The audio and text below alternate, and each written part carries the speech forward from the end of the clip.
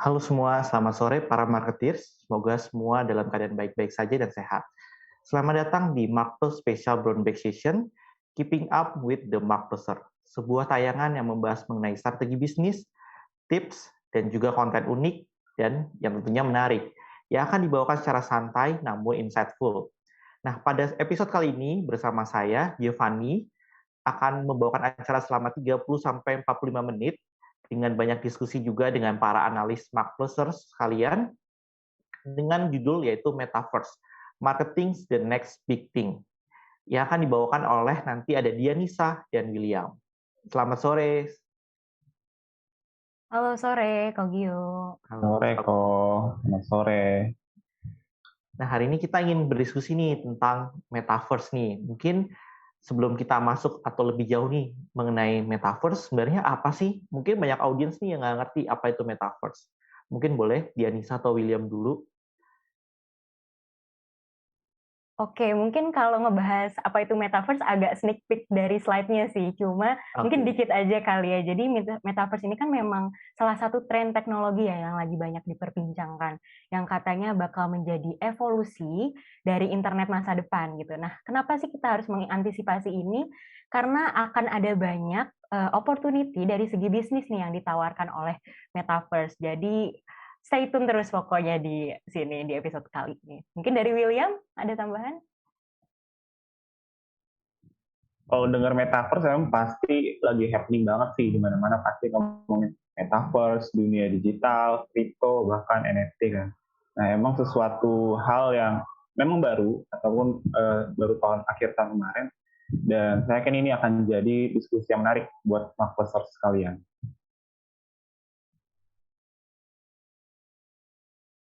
Oke, thank you Janisa dan William. Mungkin kalian ada materi yang ingin disampaikan. Tadi sebenarnya udah ingin menyampaikan sesuatu. Oke, boleh. Coba mulai present dulu ya.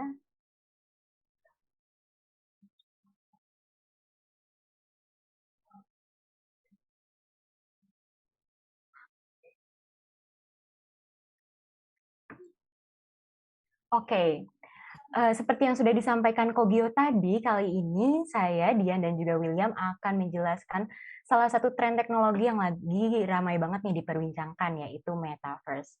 Sebenarnya apa sih Metaverse itu? Metaverse ini sebenarnya istilah yang nggak baru ya, sebenarnya sudah ada, muncul sejak tahun 92 di novel Snow Crash karya Neil Stephenson. Apa sih sebenarnya Metaverse itu? Metaverse itu merupakan dunia virtual yang berjalan secara real time, saling terhubung, dan juga berkaitan dengan dunia nyata. Lalu sebenarnya apa sih yang membuat Metaverse ini spesial dan menarik sehingga banyak company-company besar nih yang mengantisipasi datangnya Metaverse ini? Yang pertama itu adalah digital twins. Hal-hal yang ada di Metaverse nanti akan merepresentasikan keadaan yang ada di dunia nyata. Diri kita akan memiliki avatar tersendiri dan juga bisa melakukan aktivitas-aktivitas seperti di dunia nyata. Sehingga emang kondisi dan lingkungan yang dibuat di Metaverse nanti akan mirip sekali dengan apa yang ada di dunia nyata. Yang kedua adalah new form of real-time interaction. Di Metaverse sendiri, kita bisa terhubung dengan orang lain secara global, meskipun kita tidak ada di ruang fisik yang sama. Nah, Metaverse ini berpotensi mengubah cara interaksi kita dengan orang lain, yaitu melalui avatar-avatar tadi, sehingga akan membentuk human connection yang baru. Tidak hanya mengubah human interaction, Metaverse ini juga dapat mentransformasi cara kita melakukan bisnis. Mulai dari akan ada banyak perusahaan yang menjual produk digital, cara konsumen membeli atau customer behavior, cara kita melakukan pemasaran, penjualan maupun operasional. Jadi akan mempengaruhi bisnis secara keseluruhan. Nah, hal ini sebenarnya akan membawa kita kemana? Yaitu ke aspek yang keempat, di mana Metaverse ini sebenarnya menawarkan berbagai macam peluang bisnis bagi kita, terutama yang ingin memperoleh income lebih. Di Metaverse, kita dapat menjual produk atau jasa, bahkan berinvestasi layaknya di dunia nyata, dan bahkan mendapatkan pekerjaan baru. Lalu selanjutnya silakan William. Memang ya, terkait metaverse tentunya berdampak dari berbagai sektor-sektor marketing, bukan hanya dari hal-hal yang konvensional, namun sekarang sudah masuk pada eranya digital. Mungkin bisa next. Nah, dari bidang marketing sendiri, apa sih yang dilihat dari dunia marketing? Tentunya banyak potensi ya dari berbagai kegiatan-kegiatan marketing yang memang tadinya kita lakukan secara konvensional, namun kini kita sudah masuk ke eranya metaverse.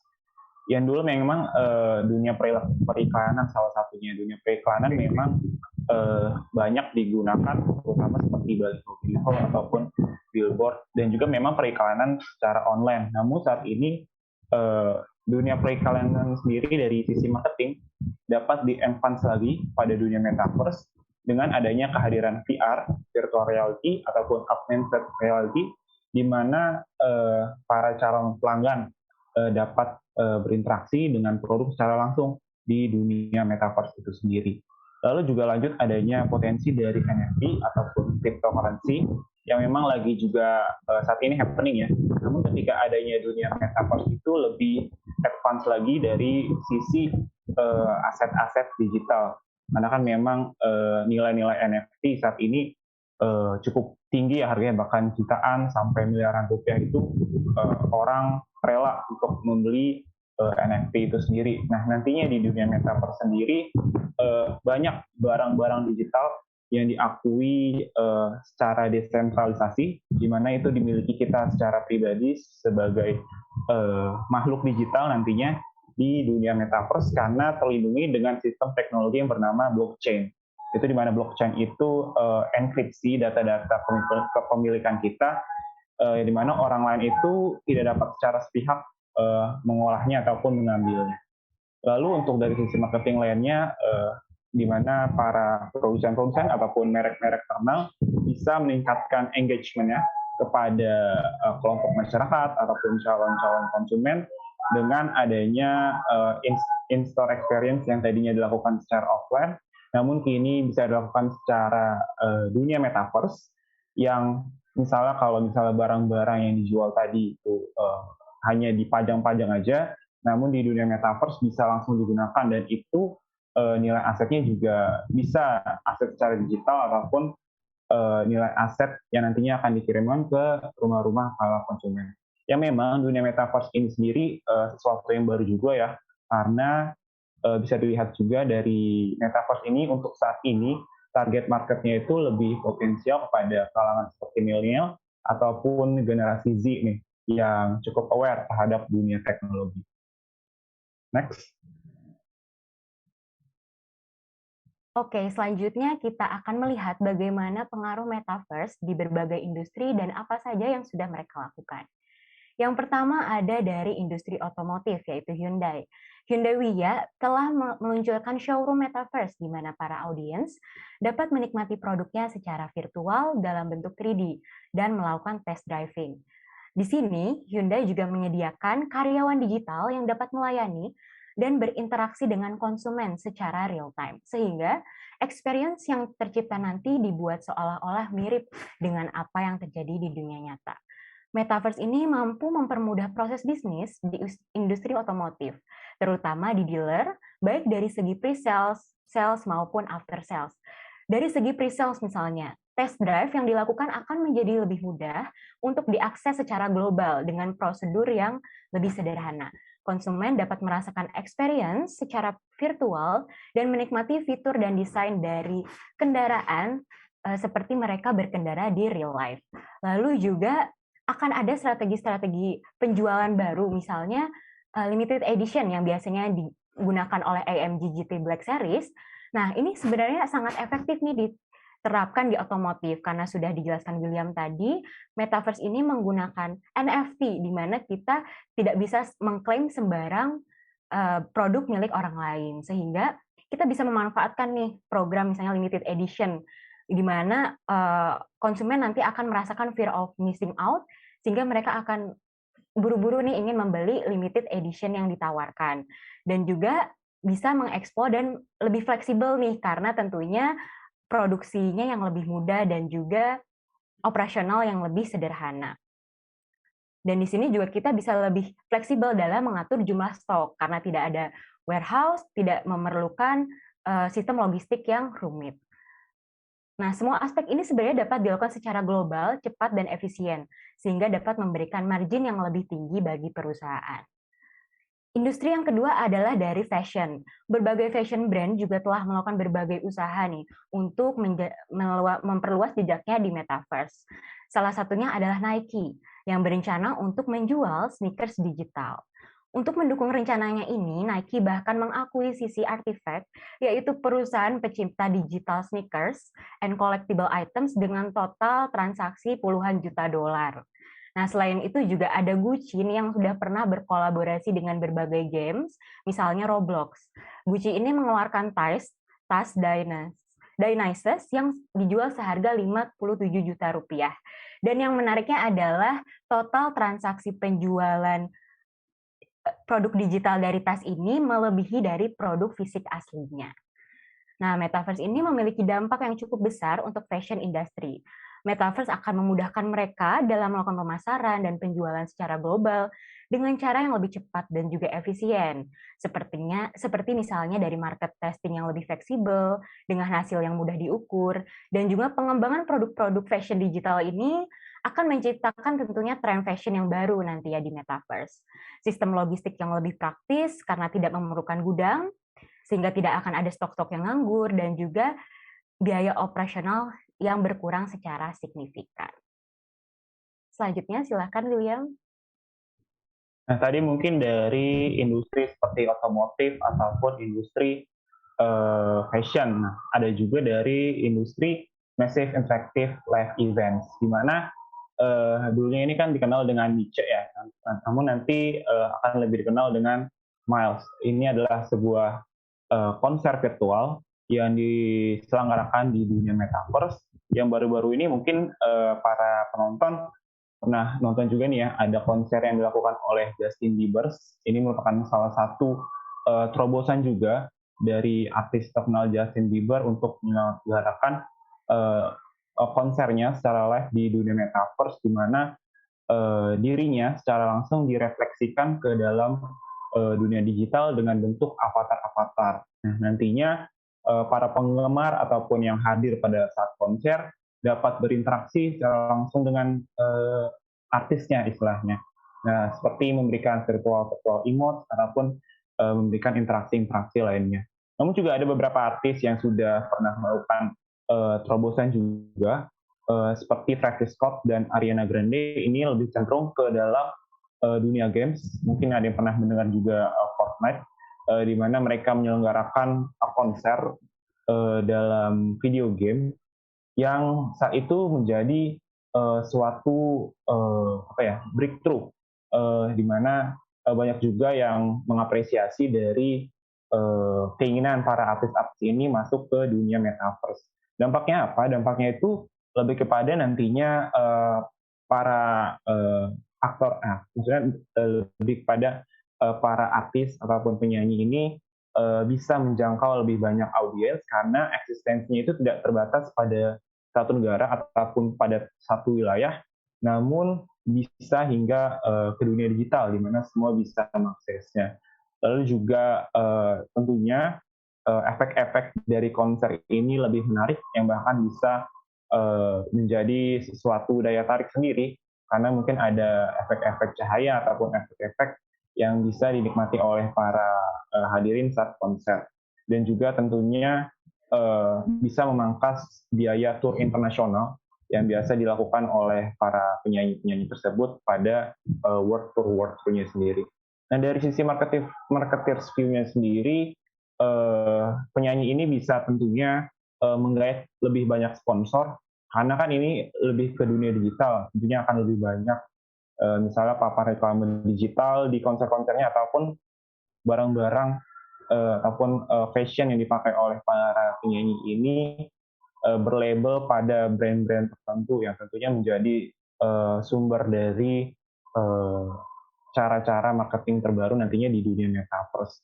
Lalu juga berbagai kegiatan bukan sebatas hanya pada konser, namun juga bisa dilakukan festival dan juga fashion show yang memungkinkan baik dari penyanyi pada dunia nyata, namun juga nantinya pada dunia metaverse sendiri akan muncul lebih banyak artis-artis yang muncul sebagai avatar digital.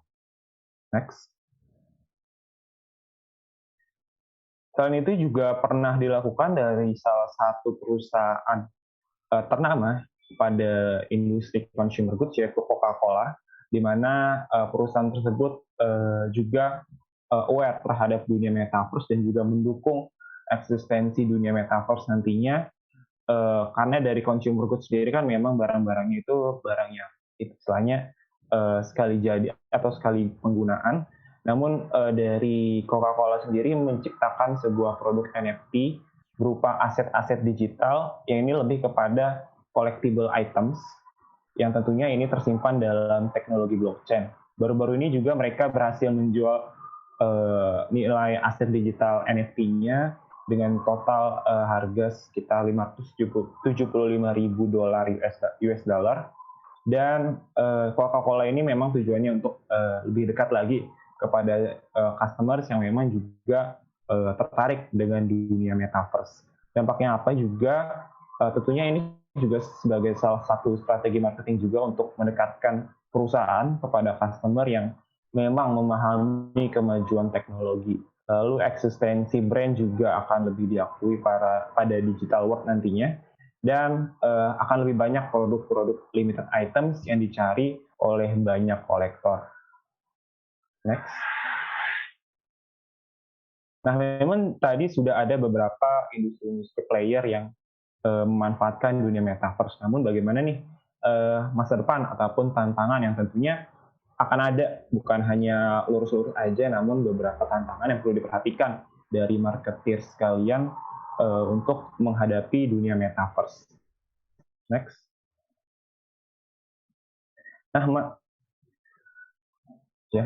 Nah, sebelumnya dari masa depan metaverse sendiri kan tadinya memang hanya pada mungkin Google, lalu ada perusahaan Facebook, Microsoft, Amazon. Nantinya pasti dia akan ada lebih banyak lagi perusahaan-perusahaan metaverse yang menciptakan universe-nya sendiri pada dunia digital, karena memang eksistensi metaverse yang akan lebih luas lagi, di mana memang dari perusahaan-perusahaan teknologi yang saat ini sudah ada sedang mengembangkan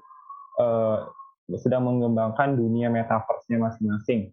Yang tentunya ini menjadi potensi sendiri bagi perusahaan-perusahaan baru nantinya yang dapat menciptakan metaverse-nya sendiri. Karena nantinya ketika metaverse semakin maju, tentunya digital world dan physical world akan lebih dikenal menjadi digital.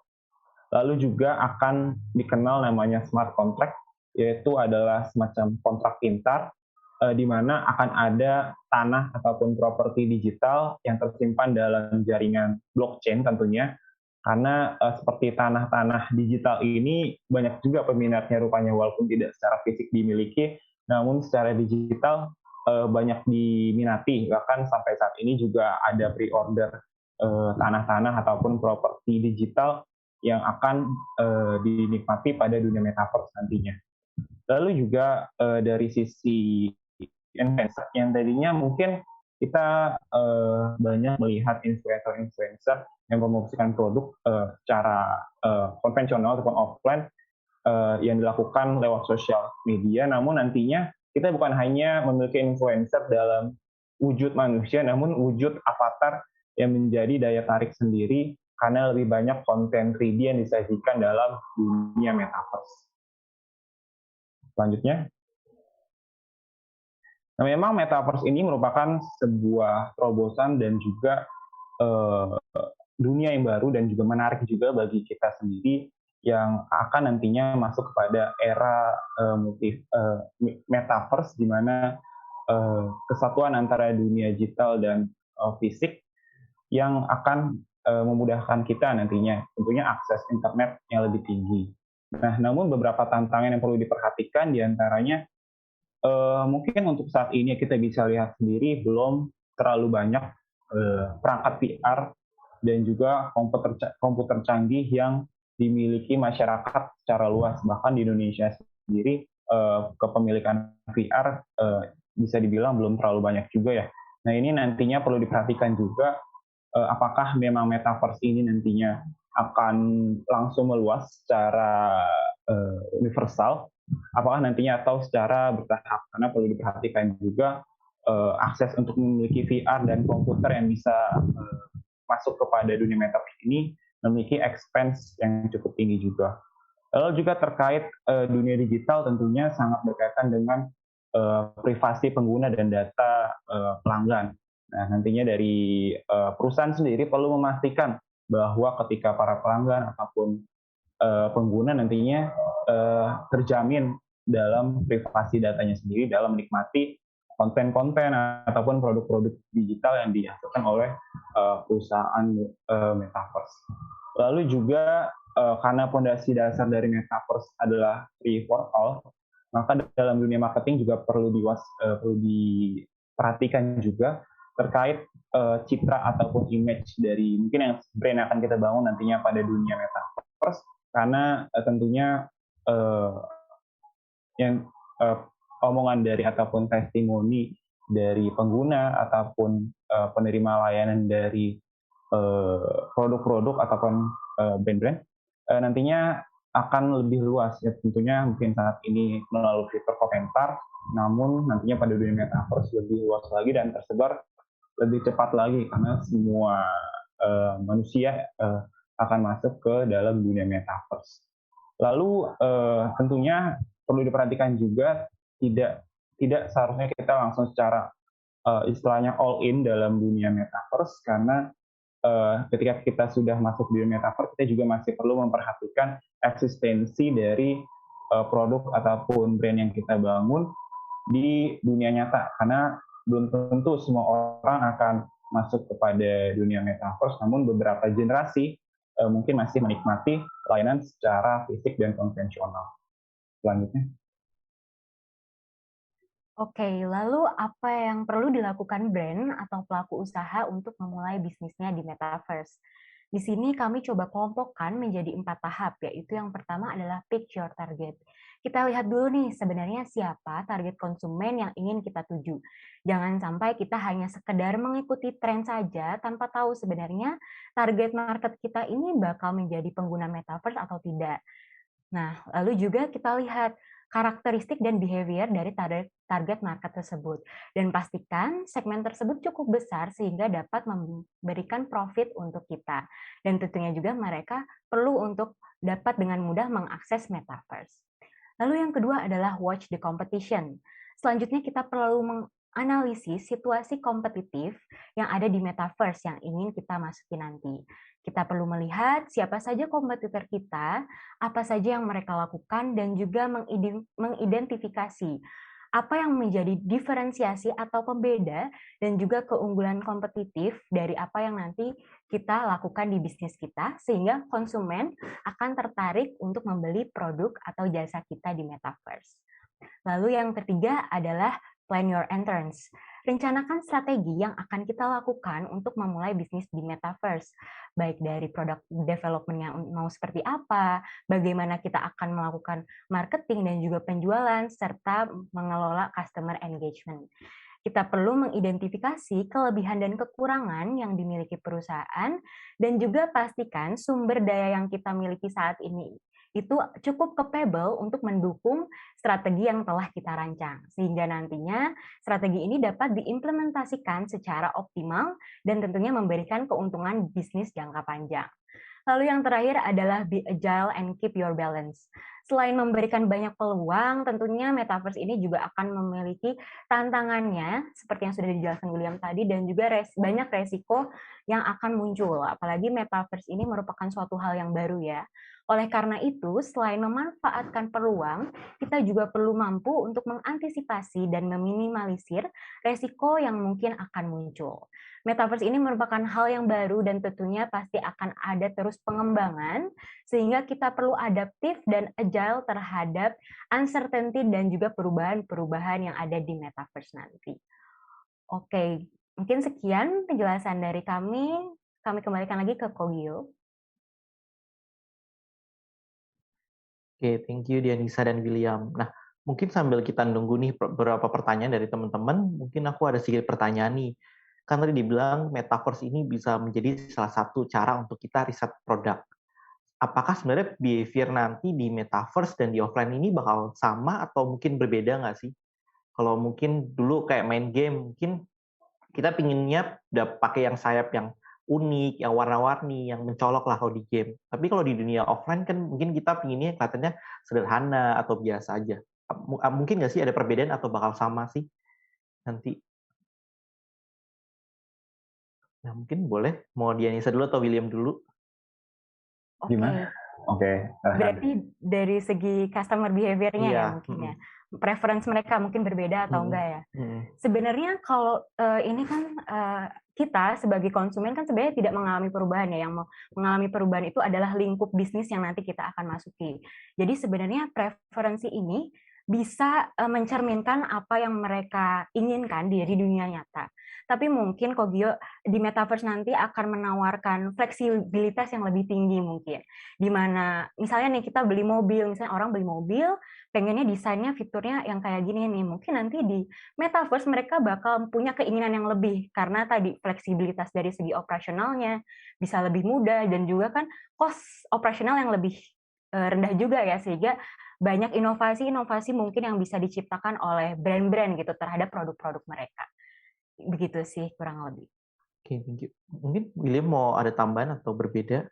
Ya, terkait misalnya customer behavior sendiri, saya rasa kalau terkait mungkin eksistensi produk ataupun brand-brand terkait yang memang saat di dunia biasa misalkan menjadi sebuah prestis. Kalau misalnya saat ini juga ada brand-brand seperti Louis Vuitton dan Gucci itu juga mulai nih Kak, masuk ke dunia metaverse dengan mempromosikan aset-aset digital. Nah, saya rasa ini di dunia metaverse akan terjadi juga terkait prestis daripada barang-barang tertentu karena adanya eksistensi dari teknologi blockchain, yaitu kepemilikan aset digital yang memang diakui hanya untuk kita sendiri, tidak untuk orang lain, dan itu merupakan sebuah hal yang menjadi tolak ukur nantinya pada avatar digital yang mungkin nantinya akan ada brand-brand baru ataupun brand-brand yang menjadi identitas bahwa seseorang itu memiliki produk yang lebih bernilai dibandingkan orang lain. Oke, thank you. Nah, ada pertanyaan nih dari teman kita Hanif. Dia bilang, karena semua interaksi yang dilakukan adalah secara virtual, seperti warehousing dan lain, terus juga tadi di fashion, akankah nanti di masa mendatang sebuah bisnis bakalan rugi dengan kehadiran metaverse? Atau karena mungkin orang pindah ke metaverse? Gimana? Mungkin dapat pertanyaannya? Oke, ya. Bisnis ya yang dipengaruhi oleh metaverse. Mungkin kalau dibilang rugi belum bisa ya. Mungkin tapi bisa mempengaruhi income yang mereka dapat. Jadi bisa menurunkan income mereka tapi belum tentu rugi, bisa jadi tetap profit. Karena again metaverse ini bukan menggantikan dunia fisik yang nyata, tapi hanya sebagai pelengkap lah, komplement saja. Nah, mungkin yang terdampak negatif ya, bisnis yang terdampak negatif itu seperti warehousing. Di mana tadi kan di metaverse sendiri sebenarnya kita cuma perlu 3D designer aja nih, kita nggak perlu sistem logistik yang menjelimet dan mungkin sistem operasional lain yang lebih kompleks ya. Jadi mungkin dari segi logistik itu tidak begitu diuntungkan di metaverse. Itu sih. Nah, mungkin William mau menjawab pertanyaan kedua nih, ada juga. Mungkin selamat sore. Ya. Dibilang selamat sore, izin bertanya, sekiranya akankah penting intervensi regulasi dari negara atau institusi di dunia nyata di dalam metaverse, mengingat dunia nyata memiliki regulasi yang berimpact besar dalam pembentukan pasarnya? Waduh, lumayan berat nih ya ngomongin negara ya. Dari Human Vidi katanya. Iya. Terkait regulasi dan dari negara sendiri, kalau dilihat dari kondisi saat ini kan ada namanya sebuah terobosan juga ya terkait cryptocurrency. Nah, hal itu juga memang sebuah yang cukup diantisipasi oleh banyak pemerintah, bahkan kayak menganggap kalau misalnya cryptocurrency tertentu ataupun koin-koin tertentu itu kan beberapa dinilai sebagai scam ataupun lainnya. Tentunya ini kan menjadi perhatian pemerintah sendiri yang bertanggung jawab untuk kesejahteraan masyarakat istilahnya, karena perlu menjaga adanya scamming. Nah, terkait dengan intervensi regulasi tentunya kalau memang di dunia metaverse nantinya akan banyak yang mengakses dunia digital tersebut, tentunya pemerintah akan hadir dalam dunia metaverse. Karena kan dari dulu juga sebelumnya memang kalau dari perkembangan teknologi tentunya pemerintah lebih cenderung mengikuti perkembangan teknologi, melihat misalnya contohnya lagi kayak dulu mungkin YouTube belum terlalu aware juga dari sisi pemerintah. Namun kini malah pemerintah masuk ke dunia YouTube juga, bahkan membuat channelnya sendiri. Nah itu juga yang menjadi salah satu intervensi dari negara untuk mendukung perkembangan teknologi yang salah satunya adalah metaverse itu sendiri. Oke, thank you. Nah, sudah menjawab, Vidi. Mungkin kalau ada pertanyaan lanjutan, silakan sampaikan saja di chat. Nah, mungkin pertanyaan berikutnya, kalau misalnya nih di Metaverse kan cuma ada satu dunia, padahal mungkin ada brand Indonesia juga nih yang mau promosi. Gimana nih ke depannya? Apakah nanti kira-kira Metaverse akan dibagi per lokal, atau mungkin hanya brand internasional saja yang bisa masuk ke Metaverse? Gimana itu? Kira-kira pasar atau marketingnya di dunia nanti Metaverse? Ya, oke kalau gitu. Terkait metaverse sendiri kan sebenarnya itu bukan sebuah single asset ya, bahkan saat ini beberapa perusahaan teknologi yang tadi juga sudah dijelaskan, terkait ada beberapa seperti Microsoft, Facebook yang menjadi Meta, lalu juga ada Google, yaitu mereka itu sedang mengembangkan dunia metaverse-nya sendiri. Mungkin yang beberapa iklan terbaru ini kan memang Facebook mengganti nama menjadi Meta. Dahulu mungkin awal-awal kita mengira metaverse itu sebenarnya punya Facebook, atau sebenarnya semua orang bisa menciptakan metaverse kan. Nah sebenarnya metaverse itu sendiri adalah sebuah dunia digital yang bisa diciptakan. Ya mungkin bahkan negara memang misalnya kalau pengen melakukan investasi terhadap metaverse, berkemungkinan bisa, namun masih pada tahap awal mungkin ya. Nah hal itu sendiri yang memang menjadi potensi dari metaverse sendiri. Jadi nantinya akan ada metaverse yang bukan single metaverse. Jadi kita mungkin bisa mengakses bahkan brand-brand lokal sendiri, ataupun Indonesia punya dunia metaverse-nya sendiri dengan ya nantinya mungkin ada kearifan-kearifan lokal yang ditanamkan di dalam. Gitu. Oke, thank you. Nah, ada pertanyaan berikutnya nih dari teman-teman Mark+ juga. Dia bilang, dia baru baca nih beritanya di internet. Nah, katanya Metaverse ini akan menjadi the next multi-billion business. Katanya orang aja sampai ngeluarin jutaan dolar nih untuk beli tanah atau spotnya di sana. Terus misalnya kayak ada SNM udah masuk, Nike, Adidas. Nah, tapi kalau Indonesia nih kayaknya awareness-nya kurang maksimal nih atau kurang banyak. Dan harganya bisa mahal juga. Apakah nanti bis yang di Indo tuh bisa join, dan bagaimana sih potensinya? Mungkin boleh Dianisa, tadi kan William sudah sharing. Jawabannya mungkin suatu saat bisa ya, cuma mungkin bisa menjadi PR besar nih untuk orang Indonesia. Apalagi dengan melihat perkembangan teknologi di sini ya. Cuma ya yang namanya dulu orang-orang juga nggak ngira kok kita bisa memesan ojek via online. Kita taunya kita harus ke pangkalan ojek kan, terus harus nyari ribet, tapi sekarang juga bisa. Nah jadi sebenarnya kalau masalah bisa atau enggaknya itu pasti bisa. Gimana kemampuan kita dan kemauan kita dalam mengikuti teknologi yang ada ya, dan juga gimana kita itu menimbulkan curiosity dari dalam diri. Jadi metaverse ini nyambung ke William tadi sih, bakal ada banyak company-company, even mungkin startup Indo nih yang berusaha untuk menciptakan dunia-dunia metaverse-nya sendiri, yang nanti mungkin bahkan menjadi saling bersaing ya. Jadi competitive situation-nya itu nggak ada di dalam metaverse-nya doang, tapi antar company yang menciptakan metaverse. Dan pastinya tuh bisa sih dilakuin sama siapa aja asal ada usaha dan juga punya kemampuan dan kapabilitas juga pastinya. Oke, thank you. Nah, dari Hanif udah bilang thank you, terima kasih. Nah, jawabannya bagus-bagus. Nah, mungkin sebelum kita menutup untuk acara ini, mungkin ada nggak sih pesan atau kesan atau mungkin saran nih bagi marketeers di luar sana, untuk mungkin dari Dianisa memberikan saran, dan mungkin William juga sepatah dua patah kata, apa sih yang harus dilakukan oleh marketeers saat ini nih dengan menghadapi Metaverse? Apakah wait and see atau seperti apa sih? Oke, Oke. mungkin dari aku dulu ya. Ya. Oke, kalau terkait sepatah dua kata, memang metaverse itu kita mendengarnya sesuatu yang baru dan menarik banget ya. Itu sebuah potensi yang besar ke depannya. Makanya kan tadi temanya juga the next big thing.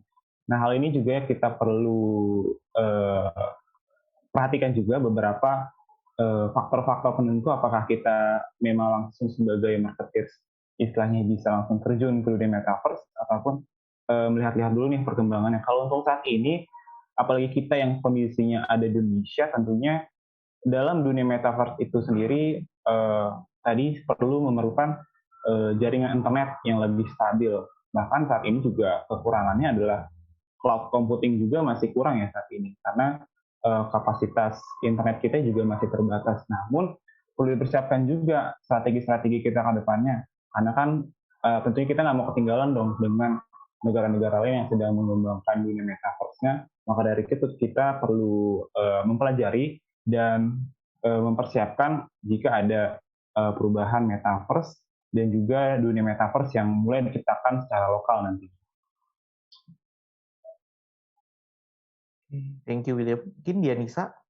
Oke, setuju sama yang dibilang William tadi. Mungkin buat sekarang kita baru bisa wait and see dulu, tapi sembari wait and see kita juga harus menyusun rencana sehingga nanti waktu metaverse ini udah diluncurkan di Indonesia nih, kita benar-benar bisa punya strategi yang matang dan bisa langsung terjun di metaverse ini. Jangan sampai nih pas kita masuk karena kita nggak prepare, kita masuknya ini waktu persaingan di metaverse ini udah ketat dan marketnya itu udah jenuh, udah saturated. Jadi pas kita masuk ya ketinggalan kan, udah nggak bisa kalah saing lah dengan yang lain.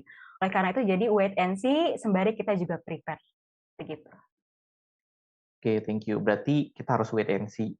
Terima kasih kepada Dianisa dan William atas pemaparannya yang sangat baik dan insightful. Semoga bermanfaat juga bagi para penonton dan memotivasi untuk marketers pada sore ini. Untuk yang ingin belajar lebih lanjut atau mendapatkan insight lebih, jangan lupa catat tanggalnya karena spesial Brown Bag akan tayang setiap minggu pada hari dan jam yang sama tentunya. Dan dengan konten-konten yang tidak kalah menarik untuk di minggu depannya. Dan ditemani oleh para konsultan marketers juga yang sudah berpengalaman di bidangnya. Nah, maka itu jangan lupa like, komen, dan subscribe. Sampai jumpa minggu depan atau bulan depan.